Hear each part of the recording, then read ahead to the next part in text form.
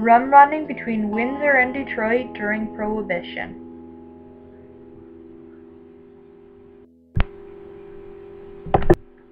On January 17, 1920, the United States voted in favor of banning the consumption, selling, and manufacturing of alcohol with a higher percentage of 0.5. A small amount of alcohol was still able to be consumed if it was used for medicinal, sacramental, or industrial purposes.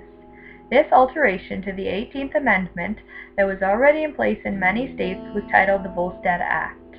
Although many of the people in the United States were in favor of the Volstead Act to preserve supplies of wheat for the soldiers and to prevent the moral corruption that the consumption of alcohol seemed to bring along, there was still a variety of individuals that wanted to continue consuming alcohol.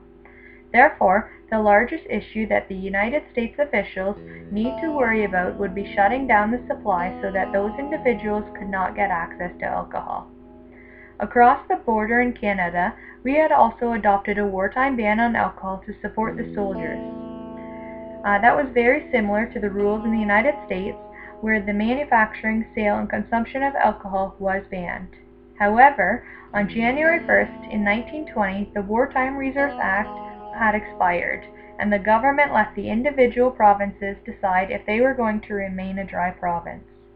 All of Canada, except Quebec, voted to continue with Prohibition. However, the federal government had implemented legislation that made the manufacturing of alcohol for export purposes legal in all provinces despite Prohibition.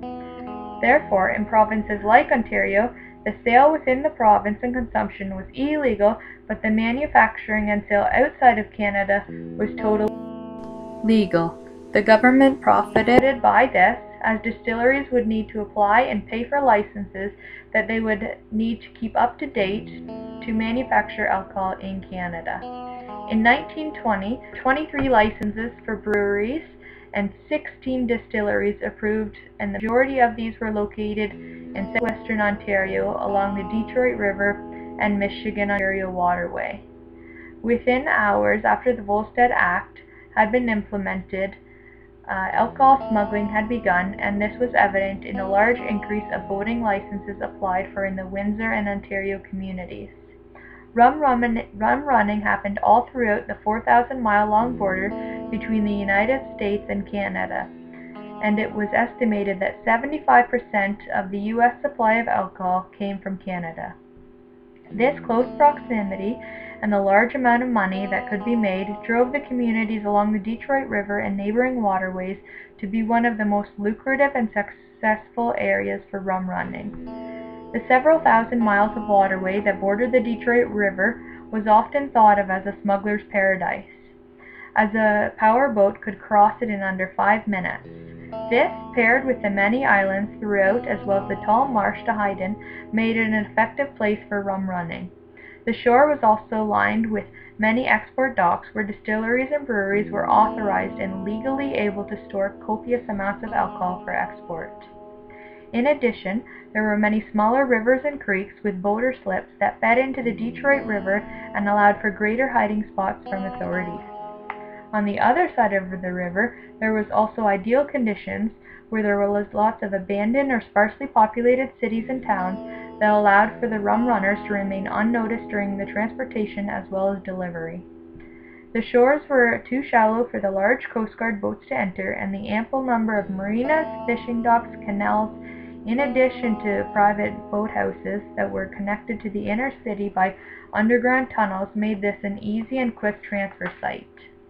A neighboring waterway called Lake St. Clair stretched 30 miles off of the Detroit River and was also used for smuggling alcohol into the States. The larger size of the lake allowed rum runners to escape authorities, and the numerous islands offered hiding, and the abandoned shores also provided many docking and unloading sites. In addition, this lake was also regularly used by fishermen and pleasure boaters, which allowed the rum runners to blend in since the Coast Guards were unable to check every boat. There were many other smuggling places, although few compared to the ease and capacity that the Detroit River Lake St. Clair segment was able to provide, and many speculate that the largest amount of smuggled alcohol came from this section of the border. It was estimated that 900,000 cases of whiskey were shipped to Windsor, and the majority of this was heading to the United States. In addition, nearly 25% of Windsor's population was said to be involved with rum running in the 1920s. During this time, Windsor courts received $25,000 in fines, and an annual sale of Canadian whiskey was estimated at $219 million, with an additional $30 million from wines. In the beginning of rum running, it was largely run by families that were involved in smuggling of alcohol, where father, son, and cousin operations would transport alcohol across the river in small manual-powered boats at night to avoid being seen by authorities. Many of the fishers and pleasure boat operators took part in this as they knew the water and wanted to make a profit. As Prohibition went on, the equipment and tactics became more involved. Power boats were used, and due to their small size and speed, they were able to make trips at all times of the day, especially when gangs began to get involved and set up signals that utilized radios as well as clotheslines and other signals to let rum runners on the other side know if the coast was clear or if they should change their route to avoid the Coast Guard. Canadian distilleries and breweries grew to become some of the largest in the world and owed a lot of their success to the Volstead Act. In 1921, the American-Canadian whiskey gangs came into play. This significantly decreased the amount of smaller companies that were involved in the smuggling of alcohol and created a much more violent environment. The large gang that controlled the Detroit River was predominantly the Purple Gang. However, they were later employed by the Al Capone gang. The gangs often had violent disputes amongst other gangs as well as other rum runners. It was said that the Windsor-Detroit border was unmatched in any other part of Canada for its violence and lawlessness. During Prohibition, it was evident that there were many corrupt officials ranging from law, police, Coast Guard, and politicians. In particular, one incident where a bootlegger, Cecil Smith, was sentenced to 5 years in prison after he admitted to attempting to bribe an officer and stated that he had spent over $90,000 bribing officials during Prohibition. In addition, Clement King, a director of the Hiram and Walker Distillery in Windsor, admitted that his company had paid out over $250,000 to politicians in a 3-year period to aid in their company's rum-running business. It was often documented that the Canadian customs officials signed and approved documents that stated that the shipments of alcohol were being exported to foreign countries, knowing the supply was destined for the U.S. Even some officials would sign blank documents for the rum runners to fill in as they needed. For the majority of the Prohibition, the only element that the Canadian government was concerned with was that alcohol was not being sold within the country. This was very evident when examining the boats that the authority figures allowed to leave the country, marked to cross the Pacific with shipments of alcohol that they were clearly incapable of weathering in the harsh Pacific environment.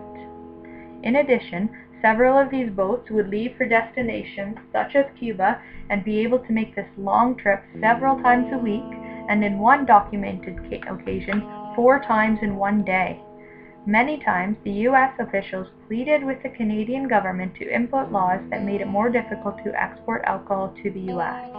However, the Canadian government did not do this until 1929, when the government, in an attempt to assist the United States, shut down a variety of their export docks, including the majority of the docks along the Detroit River. In addition, the Canadian customs officials also started alerting the U.S. Coast Guards of suspicious incoming shipments. However, by the time the message was received, it was typically too late. The increase in difficulty in smuggling alcohol led to a 50% markup on the price of alcohol, but the demand and supply still persisted and made little change to the underground trade except for weeding out some of the smaller organizations or individuals involved. The government officials were very much aware of this and speculated that they were only intercepting about 5 to 10% of the alcohol that was being transported from Canada. On December 5, 1933, the U.S. prohibition was lifted, and the rum-running industry came to a screeching halt.